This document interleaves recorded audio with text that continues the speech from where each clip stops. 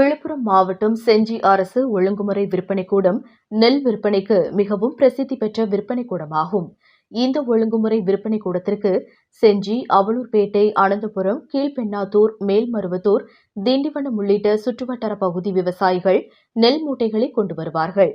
இந்த நிலையில் செஞ்சி சுற்றுவட்டார பகுதிகளில் பலத்த காற்றுடன் கனமழை பெய்தது. இதனால் செஞ்சி அரசு ஒழுங்குமுறை விற்பனை கூடத்திற்கு விவசாயிகள் கொண்டு வந்த சுமார் 6000 நெல் மூட்டைகள் மற்றும் வியாபாரிகள் கொள்முதல் செய்து வைத்த 6000 நெல் மூட்டைகள் என சுமார் 12000 நெல் மூட்டைகள் மழையில் நனைந்து சேதமடைந்தது. அரசு ஒழுங்குமுறை விற்பனை கூட நிர்வாகம் முன்னெச்சரிக்கை நடவடிக்கை எடுக்காததால் நெல் மூட்டைகள் நனைந்ததாக விவசாயிகள் குற்றச்சாட்டு தெரிவித்துள்ளனர்.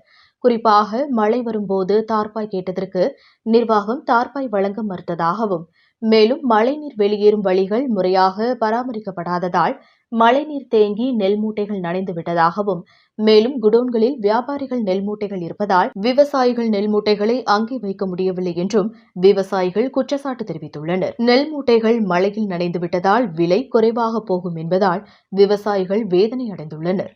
மேலும் தமிழக அரசும் மாவட்ட நிர்வாகமும் விவசாயிகள் பாதிக்காத வகையில் நடவடிக்கை எடுக்க வேண்டும் என விவசாயிகள் கோரிக்கை வைத்துள்ளனர். விழுப்புரத்திலிருந்து ரிப்போர்ட்டர் மனாசிராஜ்.